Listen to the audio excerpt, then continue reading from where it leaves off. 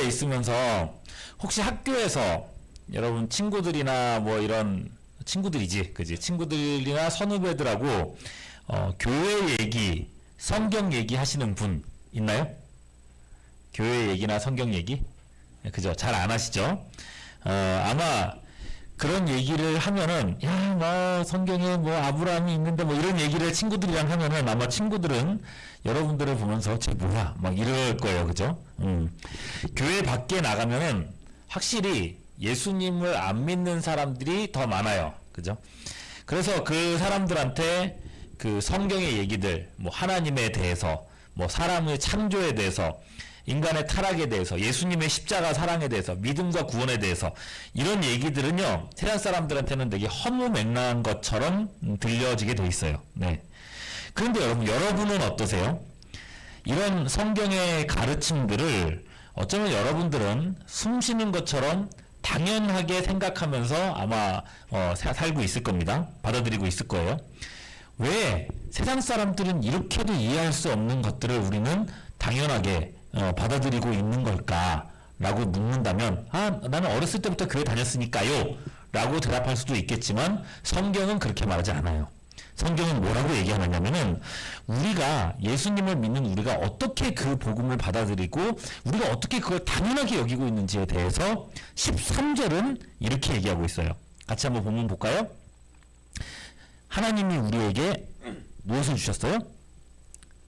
성령을 주심으로 우리가 그 안에 거하고 그가 우리 안에 거하시는 줄을, 뭐 말이 복잡한데 다른 말로 하나님과 우리가 연합되어 있다는 거예요.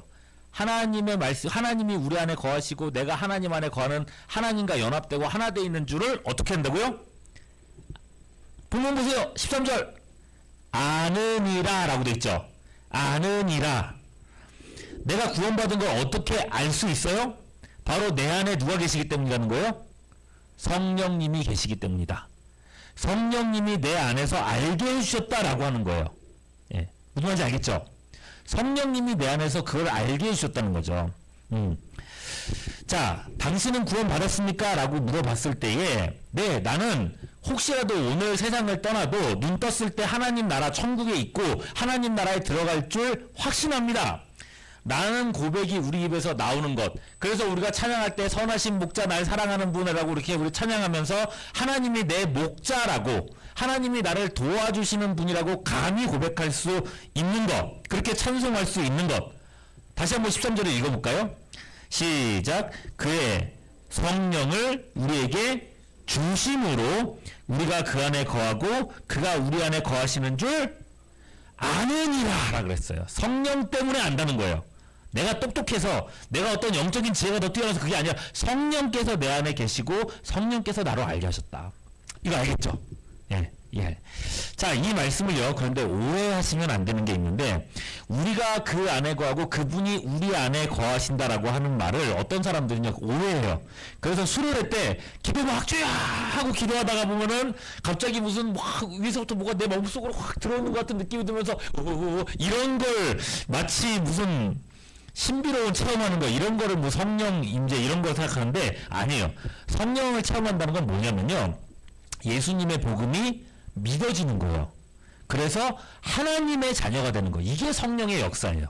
예. 신비로운 뭔가 그런 게 아니라. 예. 여러분, 우리가 구원받는 거, 하나님의 자녀가 되는 거, 천국에 들어가는 방법은 하나밖에 없습니다. 뭐밖에 없어요? 믿음이에요. 요한복음 1장 12절 말씀을 읽어볼게요. 같이 읽습니다. 제가 적어놨죠? 요한복음 1장 12절 시작. 영접하는 자, 곧 그 이름을 뭐하는 자? 믿는 자들에게는 하나님의 자녀가 되는 권세를 주셨으니 믿으면 하나님의 자녀가 된다. 그런 권세를 주셨다. 믿음이라는 거예요. 자, 이 믿음으로 우리가 하나님의 자녀가 되는 건데 여러분 뭘 믿으세요? 그냥 다짜고짜 믿는 게 아니잖아요. 뭘 믿는가? 자, 14절 말씀 보세요. 오늘 14절 말씀. 자, 봅니다. 시작. 아버지가 아들을 세상의 구주로 보내신 것을 우리가 보았고 증언하노니. 자, 아버지가 아들을 세상의 구주로 보내셨대요. 하나님 아버지께서 아들이신 예수님을 이 땅에 보내신 것. 왜 보내셨어요? 우리의 죄를 아들이 짊어지고 우리를 대신해서 죽게 하기 위해서 보내신 거죠. 그죠? 아버지는 아들을 죽게 하는데 내어주셨습니다. 또 그 아들이신 예수님 역시도 우리를 위해서 온갖 순환과 수치와 고난과 죽음을 당하셨습니다. 당해주셨습니다. 왜요? 우리를 사랑해서라고 그랬어요. 우리를 사랑해서 그 십자가를 지셨다고, 대신 지셨다고 말씀하세요. 그러면 여러분 생각해 보세요. 하나님이 우리를 사랑한다고 얘기하는데, 여러분 어렸을 때부터 들어와서 너무 당연하게 생각하지만은, 하나님이 우리를 사랑하는 게 당연합니까? 안 당연합니까? 사실은. 우리가 하나님의 사랑을 받을 자격이 있을까요? 없을까요? 사실은 없어요. 자, 골로새서 1장 21절 말씀 한번 볼게요. 제가 또 적어드린 내용이 있으니까 보세요. 자, 골로새 1장 21절. 우리가 악한 행실로 멀리 떠나 마음으로부터 뭐였다고요? 원수였다고. 하나님하고는 원수지간이었다고. 원수 언제 써요? 원수라는 말을 우리가 언제 써요? 뭔가 나한테 큰 피해를 끼치고, 그죠? 가족을, 내 아버지를 죽인 원수 뭐 이런 거 쓰잖아요. 예. 여러분, 원수라고 했을 때는 그건 용납이 안 되는 관계일 때 원수라고 표현을 하는 거예요. 그런데 원수인데, 당장 홍수로 온 세상을 다 휩쓸어도 시원치 않을 사람들이 우리들이었는데, 하나님께서 그런 우리를 위해서 아들을 주셨다는 거예요. 대신 죽도록. 그러니까 우리를 사랑하는데 그 정도로 사랑하신다는 거예요. 이해할 수가 없는 거죠. 원수인데. 예. 도저히 납득이 안 되는 그런 사랑인데 하나님이 나를 사랑했다? 여러분 16절 말씀 볼게요. 하나님이 우리를 사랑하시는 사랑을 우리는 알고 믿었다고 얘기했어요. 성령님이요, 우리가 이걸 받아들일 수가 없는데 우리를 마음속에서부터 변화시켜서 이거를 이해하게 만드셨고 이거를 받아들이게 만드셨다는 거예요. 믿게 만드셨다는 거예요. 그래서 하나님이 날 사랑하신다고 우리가 당연하게 고백을 하고 있는 거예요. 당연하게. 예. 금요 기도회 때 우리가 막 기도했잖아요. 하나님이 나를 사랑하시고 나를 이끌어 주시고 보호해 주시고. 왜 그래요? 도저히 이해할 수가 없죠. 근데 우리는 당연하게 하나님 도와주세요, 보호해 주세요, 함께 하시는 믿어요, 고백하게 만드신다는 거예요. 이 사실을 우리가 믿고 마음에 확신하고 감사 속에 살아가고 있다면, 우리의 마음속에 그런 마음이 있다면 17절은 뭐라고 얘기하는지 보세요.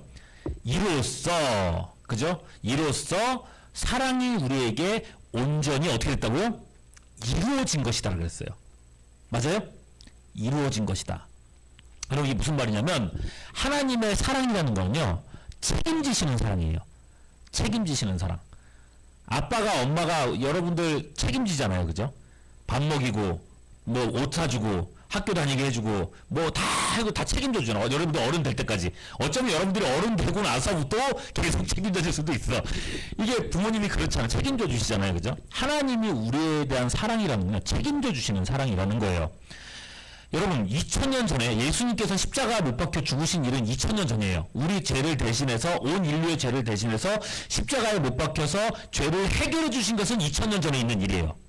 그런데 2000년 후에 우리는 그걸 어떻게 해야 돼요? 믿고 받아들여야 되잖아요. 믿고 받아들여야 우리가 구원받잖아요. 2000년 전의 사건이 내 사건이 되는 거잖아요. 그 내 사건이 되는 것까지 하나님은요, 야, 내가 다 했으니까, 십자가 못 박혀 죽는 거 내가 다 했으니까 이제 믿는 건 니네 책임이야. 니네가 믿으면 니네 책임이고 안 믿으면 니네 책임이야. 이렇게 말씀하시지 않고 우리가 믿을 수 있도록 누굴 주신 거예요? 하나님의 영이신 성령을 우리에게 주셔서 우리가 믿을 수 있도록까지 해주신 거예요.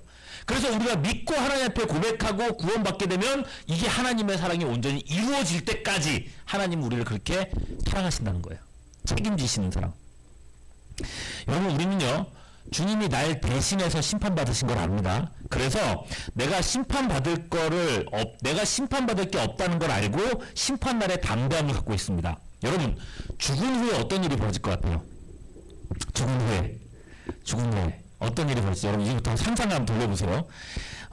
어떤 목사님께서 예화로 얘기하셨던 건데 전 이게 너무 감동이 돼가지고, 여러분, 사람이 한 번 죽는 것은 사람에게 히브리서 9장 27절 말씀 보면요, 한 번 죽는 것은 사람에게 정해진 것이요, 그 후에는 뭐가 있다고 그랬어요? 심판이 있으리니라고 말했거든요. 사람이 죽으면요, 지금까지 살아왔던 일들에 대해서 심판을 받는데요. 하나님의 심판대 앞에 우리가 딱 서게 될 거고, 앞에 하나님 딱 계시고, 그리고 그 뒤에 누가 있는지 아세요? 마귀가 있어요. 마귀가 있어서 마귀가 뭘 하느냐? 성경의 마귀를 참소자라 그래요. 참소하는 거. 그러니까 우리가 잘못한 거를 막 이것도 잘못했어요. 저것도 잘못해서 살면서 누구하고 싸웠고 누구 미워했고 엄마한테 나쁜 말했고 막 고발하는 거예요. 살면서 정말 조목조목 하면서 우리가 갖고 있었던 죄들, 마음속에 있는 죄, 습관적인 죄, 여러 가지 죄들을 하나님 앞에서 싹 얘기를 하는 거예요. 우리 보잖아요. 뭐 주마등처럼 지나간다 그러잖아요. 내가 지었던 죄들이 싹 내 눈앞에 나타날 거예요. 그리고 나서 마귀가 아주 의기양양합니다. 그래, 너는 천국 못 가. 이렇게 죄를 많이 지었는데. 그러니까 하나님 물어보시는 거죠. 야, 누구야? 너 이렇게 많은 죄를 지었는데 네가 천국 들어가야 될 이유를 나한테 설명해 줄래? 라고 하나님 물으셨어요. 그럼 뭐라고 할 거예요? 할 말이 없는 거지. 이렇게 죄를 많이 지었는데. 예. 너 어떻게 나 지옥 가는 거 아니야? 라고 걱정하고 있을 때에 하나님의 보좌 우편에 앉아 계셨던 예수님이 갑자기 딱 저요 하시는 거예요. 저는 얘를 압니다. 내가 이 친구를 위해서 십자가에 못 박혀 죽었습니다.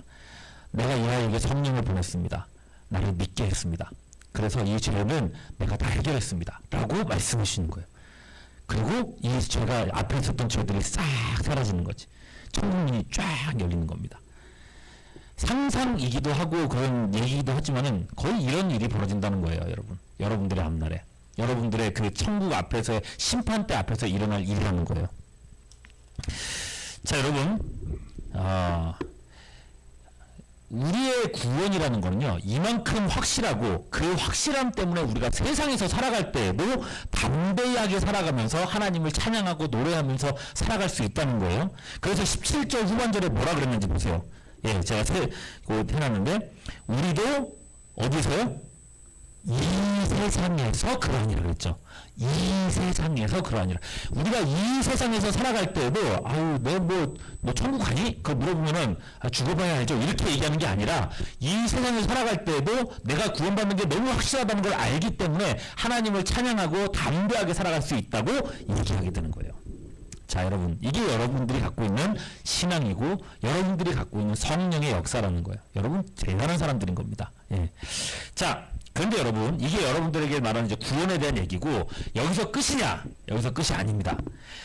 단지 나 혼자서 뭐 예수님 믿고 구원받고 천국 가면 끝이 아니라, 하나님은요, 구원받은 여러분 개인들을 어디로 모아주셨어요? 여기. 어디로 모아주셨어요? 교회. 그죠? 주영광교회로 여러분들을 모아주셨어요. 네. 자, 여러분들을 모아주시고서는 우리를 공동체라고 불러주세요. 교회라고 불러주세요. 그리고서는 하나님 뭐라고 하신지 보세요. 19절 말씀입니다. 봅니다. 보죠? 우리가 사랑하면 그가 먼저 우리를 사랑하셨습니다. 자, 보세요. 하나님의 사랑을 받아서 구원받은 우리들에게 하나님은 또 뭘 요구하시냐면 너희도 뭐라고 그래서 있는 거예요? 사랑하라는 거예요. 내 사랑을 받고 구원받은 너희들도 서로 사랑해야 된다. 사랑해야 된다. 자, 서로 사랑하는 게, 서로 사랑할 줄 아는 게 우리가 믿음 갖고 있는지를 확인할 수 있는 바로미터 같은 거라는 거죠. 20절 말씀 보세요. 누구든지 하나님을 사랑하노라 하고 그 형제를 미워하면 이는 뭐라고요? 어떤 사람이라고요?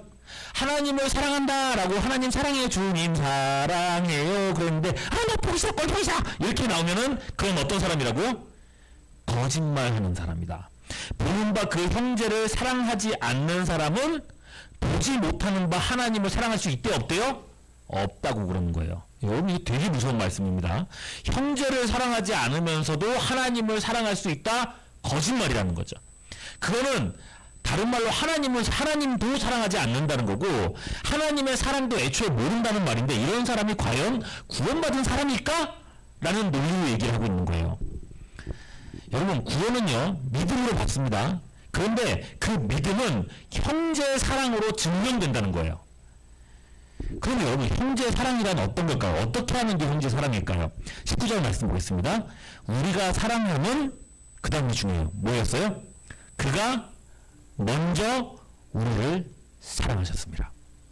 여러분, 주님과 우리가 원수였어요. 하나님과 우리가 원수되었을 때에 하나님 쪽에서 먼저, 하나님이 사실은 피해자거든요.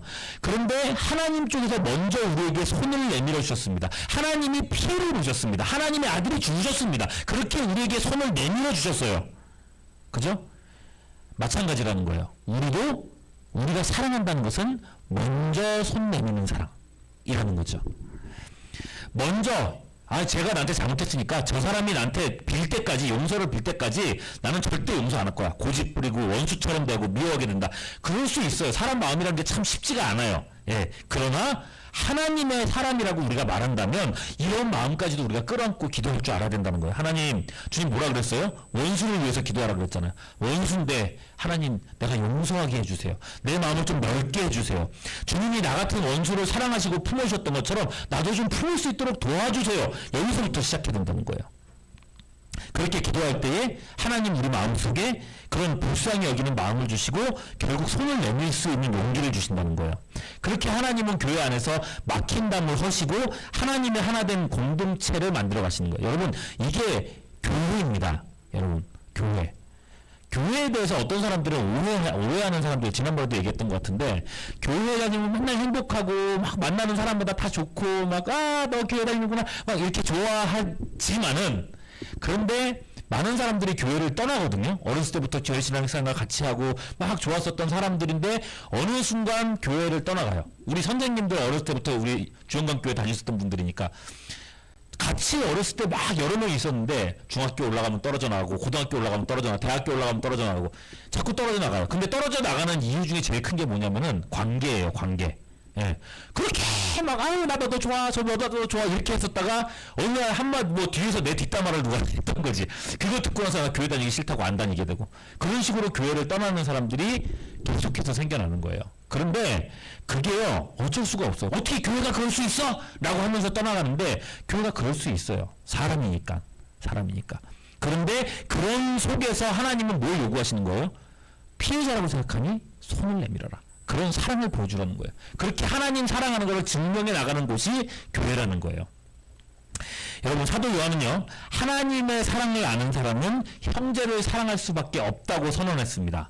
예, 어쩌면 교회 생활하면서 이게 제일 힘들고 어려운 일일지도 모르겠어요. 그러나 하나님은요, 우리에게 성령을 주셨습니다. 성령의 사람은요, 용서할 수 있는 용기도 가진 사람입니다. 성령의 사람은요, 성령이 그런 용기도 주십니다.